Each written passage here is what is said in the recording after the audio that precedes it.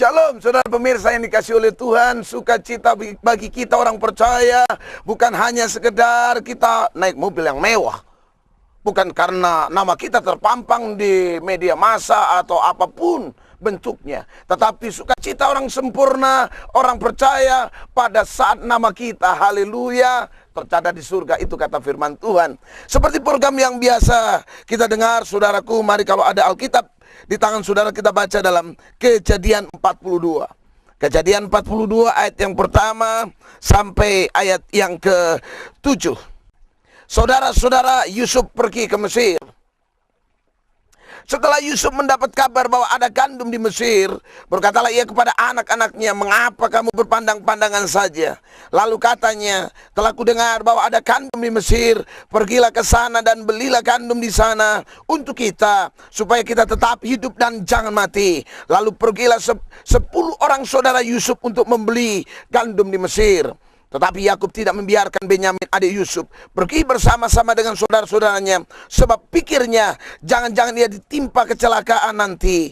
Jadi di antara orang yang datang membeli gandum terdapatlah juga anak-anak Israel, sebab ada kelaparan di tanah Kanaan. Sementara itu Yusuf telah menjadi mangku bumi di negeri itu. Dialah yang menjual gandum kepada seluruh rakyat negeri itu. Jadi ketika saudara-saudara Yusuf datang, kepadanya lah mereka menghadap dan sujud dengan mukanya sampai ke tanah. Ayat yang ke-7, ketika Yusuf melihat saudara-saudaranya, segeralah mereka dikenalnya, tetapi ia berlaku seolah-olah ia seorang asing kepada mereka. Ia menegur mereka dengan membentak, katanya, "Dari mana kamu?" Jadi mereka dari tanah Kanaan membeli bahan makanan. Saudaraku yang kekasih dalam Tuhan, kalau saudara membaca ayat yang ke-23, dikatakan begini, sampai 24. Tetapi mereka tidak tahu bahwa Yusuf mengerti perkataan mereka, sebab mereka memakai seorang juru bahasa. Maka Yusuf mengundurkan diri dari mereka lalu menangis. Kemudian ia kembali kepada mereka dan berkata-kata dengan mereka. Ia mengambil Simeon dari antara mereka, lalu disuruh belenggu di depan mata mereka. Saudaraku, penafsir Alkitab mengatasnamakan Yusuf itu sama dengan kita punya Allah. Sinonim. Kenapa? Yusuf dibuang. Dan dia juga mengangkat orang-orang Israel. Yesus kita dibuang sebagai batu yang dibuang oleh tukang-tukang, tetapi dia menjadi batu penjuru, kata Alkitab. Saudaraku, Yusuf ini mengerti perkataan saudara-saudaranya. Yusuf ini mengerti keluh kesah saudara-saudaranya, tetapi mereka tidak tahu Yusuf. Ini membawa kita untuk mengerti seberapa jauh kita. Rupanya Allah kita sebenarnya kita tahu segala sesuatu atas kita. Tapi sebelumnya, saudaraku, sebelum kita mendengarkan kupasan firman Tuhan ini lebih lanjut, mari, ada sebuah pujian yang akan disampaikan, akan dilantunkan, dan saya percaya saudara akan terberkati. Mari kita dengarkan pujian ini. Tuhan Yesus memberkati. Haleluya, haleluya. Amin. Yesus, kau menampung kesedihanku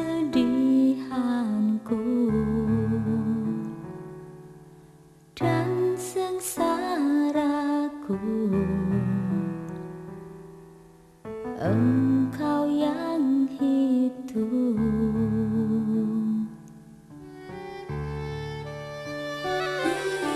Yesus, kau merawat hati yang remuk, jiwa yang hancur. Engkau yang menghibur. Kau mengaruniakan padaku perhiasan ganti abu. Kau melepas kain kabungku dan mengenakan di kepalaku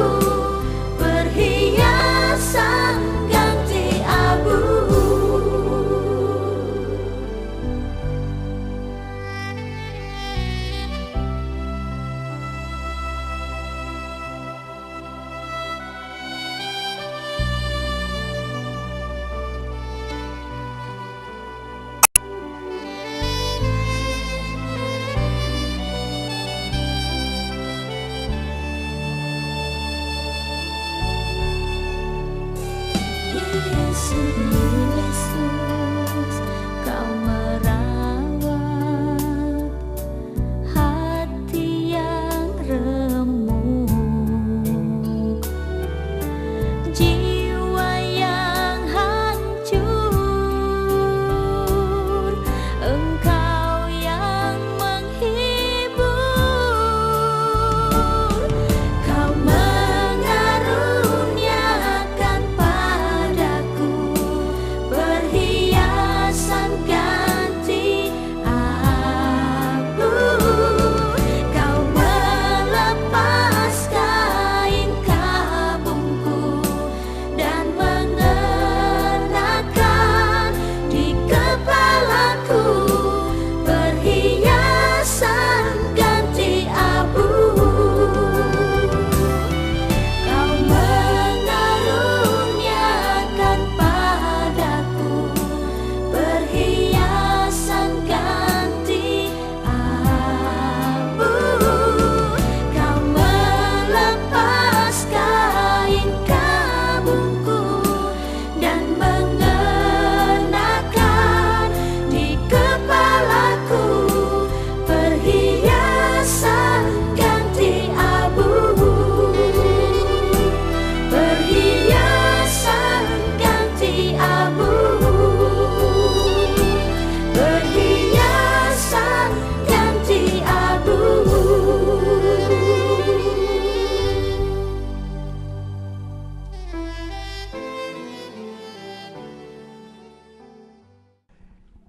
Puji Tuhan. Saudara, pujian yang luar biasa sudah dilantunkan. Dan saya percaya saudara diberkati itu. Mungkin lagu-lagu ini mengingatkan saudara di saat lemah. Bisa saja lagu-lagu ini memberikan kekuatan kembali atas diri saudara. Mari saudaraku, seperti yang saya sampaikan tadi, bahwa ayat yang ke-23 sebagai rujukan buat kita-kita ini. Tetapi mereka tidak tahu bahwa Yusuf mengerti perkataan mereka. Dengar baik, but they did not know that Yosef understood them. Dengar baik, Yusuf mengerti perkataanmu. Dan saudaraku, ini gambaran seperti Allah kita. Yesus mengerti setiap perkataan saudara. Saya tahu, saya mengerti bahwa setiap manusia mengerti, tapi belum tentu tahu. Tetapi Allah kita tahu dan mengerti. Oleh sebab itu kita berbicara Allah. Buat apa kalau hanya mendengar? Kita tahu kalau kita nyebut Allah, buat apa hanya sekedar dia mau mendengar segala ucapan kita, tapi buat apa tanpa ada jawaban karena dia tidak mengerti. Di sini dikatakan begini, saudara-saudara Yusuf dalam keadaan kelaparan. Israel pernah kelaparan. Kenapa bisa terjadi? Rupanya di sini adalah sesuatu perikop yang perlu direnungkan. Kenapa? Karena keluarga Yakub dalam kondisi keluarga yang separuh keluarga. Buat saya, itu yang saya sebut keluarga yang kurang harmonis. Ada satu yang kurang, yaitu apa? Yusuf belum kembali. Saudaraku, kita ini keluarga Allah. Bapa kita di surga dan kita anak-anaknya, kata firman Tuhan. Dan saya percaya saudaraku yang kekasih, pernahkah kau mengerti bahwa Yusuf itu mengerti kita? Pernahkah kau mengerti bahwa kelaparan-kelaparan yang kita alami, kita tertekan, kita terbelenggu, kita terfitnah, kita tertindas. Yusuf itu tahu, seperti juga Allah kita. Kita adalah keluarga Allah, haleluya. Kita keluarga Allah. Oleh sebab itu saya percaya saudaraku, mungkin dalam pertanyaan ini saudara akan berpikir, kenapa saya ikut Tuhan tambah lama, kok seperti ini? Hidup tertekan, hidup dalam kelaparan, kekurangan. Sementara orang yang di situ tidak pernah kenal Tuhan, hidupnya begitu mewah.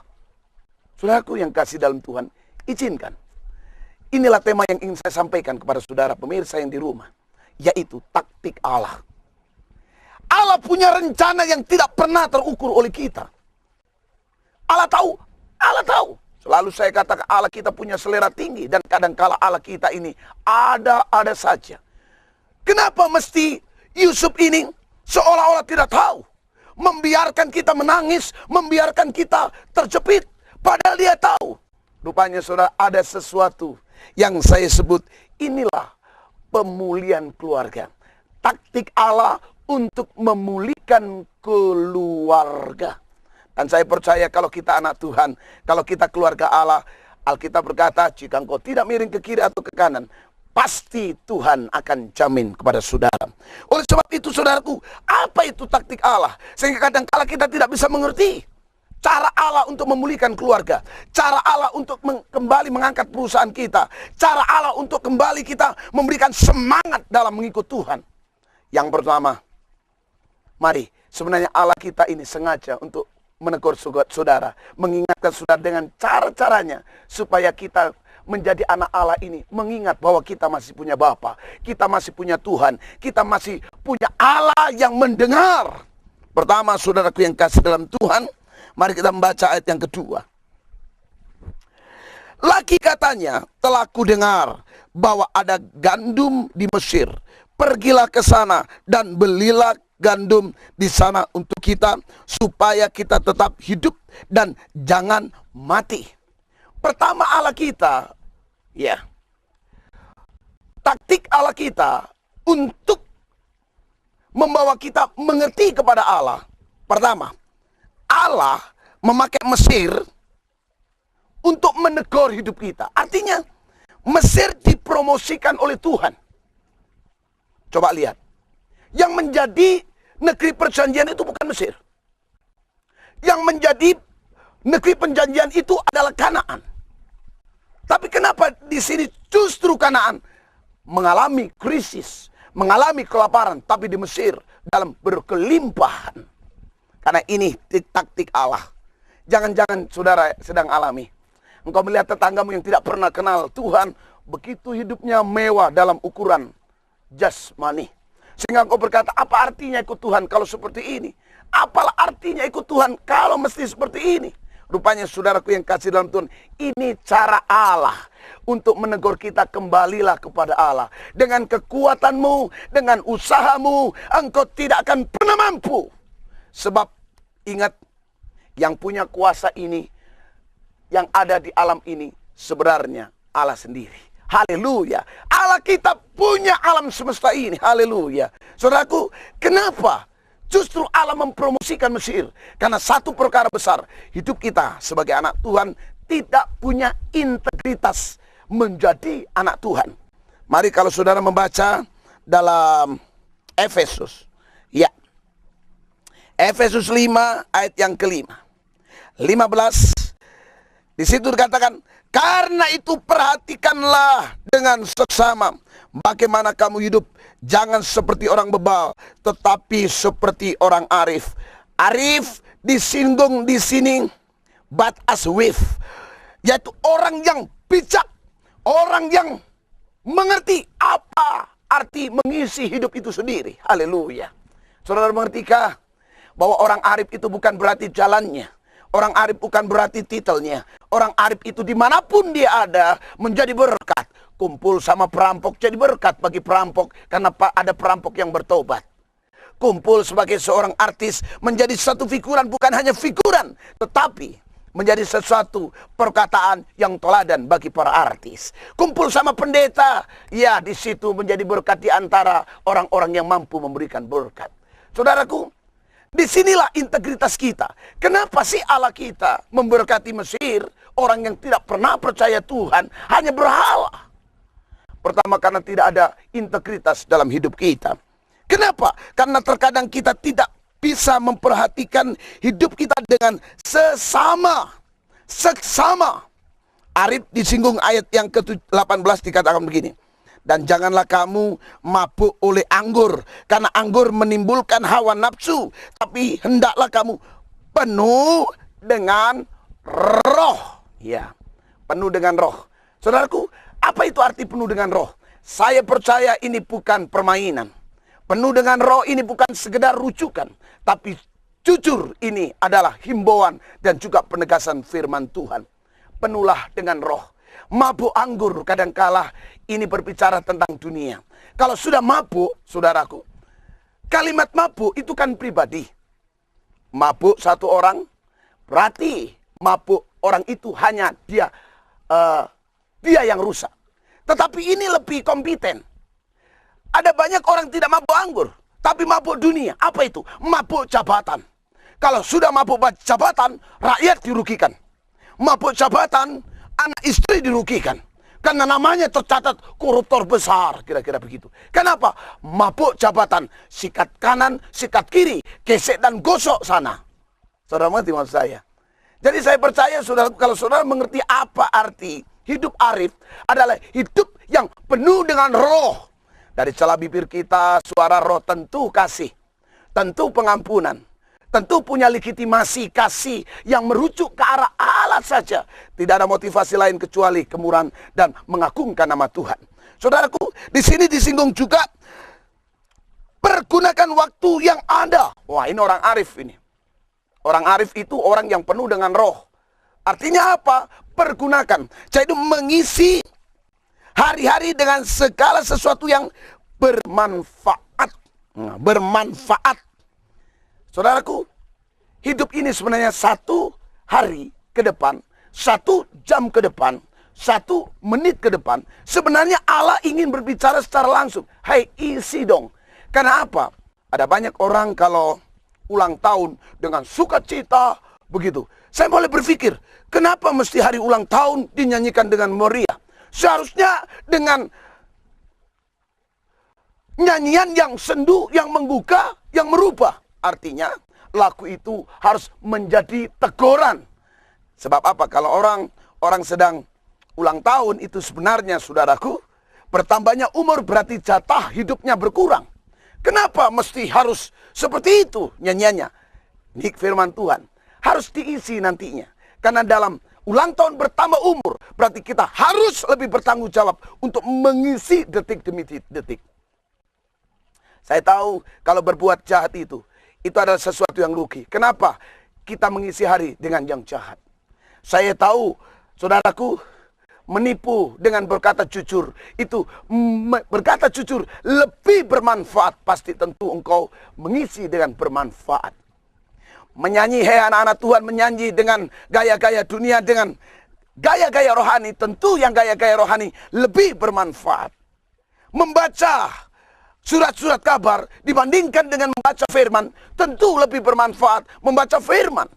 Hai anak muda, mengertikah engkau bahwa hidup ini harus diisi dengan sesuatu yang bermanfaat? Ingat, engkau pemuda, bukan berarti awal kehancuran. Mari isi dengan sesuatu yang bermanfaat. Pada saat engkau bisa mengisinya, itu awal segala sesuatu yang engkau bangun. Nanti masa tuamu itu akan indah. Kalau engkau pacaran, jangan sampai yang gelap-gelap. Itu mengisi pacaran dengan sesuatu yang gelap, yang kurang baik. Isi yang baik.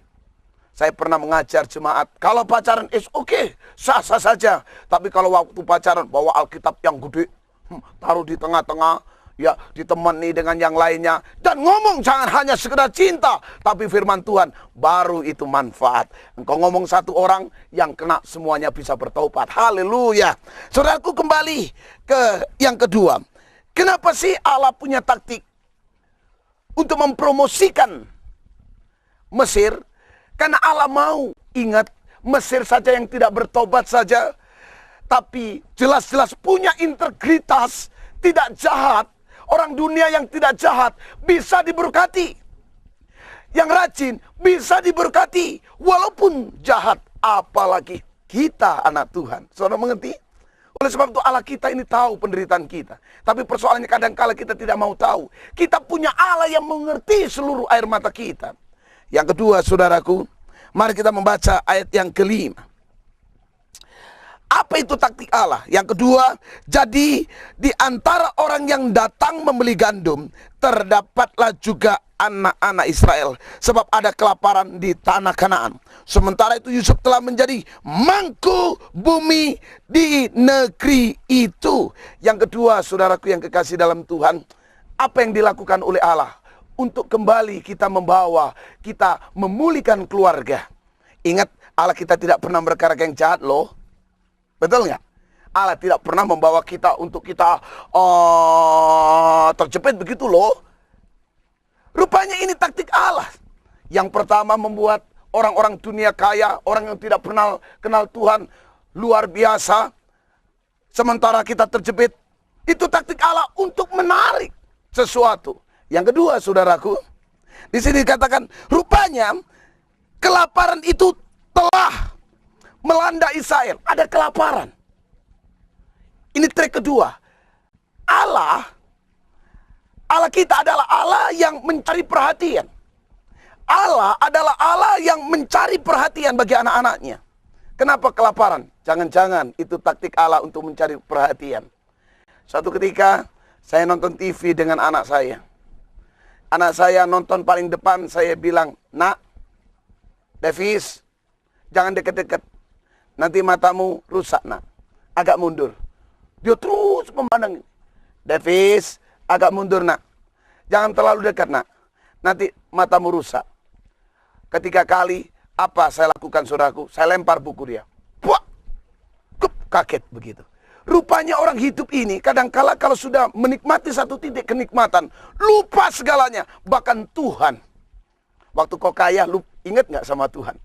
Tentu kau ngomong, iya. Oleh sebab itu kenapa sekarang miskin? Jangan-jangan itu taktik Allah untuk memulihkan keluarga Allah. Supaya engkau tidak hanya kaya, tapi kaya tetapi di dalam Tuhan. Begitu maksud saya.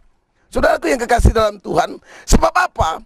Sebab justru dari kelaparan inilah ada sesuatu momentum, ada intan berlian yang mesti engkau sikapi dan mengerti. Di situ ayat yang ke-8 dikatakan begini. Memang Yusuf mengenal saudara-saudaranya, tetapi dia tidak dikenalnya. Kenapa, saudaraku? Kayalah yang membuat orang lupa diri. Kayalah, terkenallah orang yang kadangkala tidak tahu diri. Saya mau, saudaraku yang kekasih dalam Tuhan, dengan kelaparan yang kau alami, dengan persoalan yang kau alami, engkau ingat bahwa engkau keluarga Allah. Allah kita sebenarnya baik. God is good all the time. All the time God is good, katanya, saudaraku. Berarti Allah kita baik every time. Haleluya. Tapi kenapa seolah-olah kita kelaparan sekarang ini? Karena Allah kita mencari perhatian, dan itulah saya sebut taktik Allah. Sebab kadangkala kita kaya, kita tidak kenal Tuhan. Makanya disentil sedikit, utang ada supaya engkau kembali menyebut, ya Allah, ya Bapa, Allah yang luar biasa. Saudaraku, yang pertama, Allah membuat kita kelaparan, karena dalam kelaparan kita bisa kembali kepada Tuhan.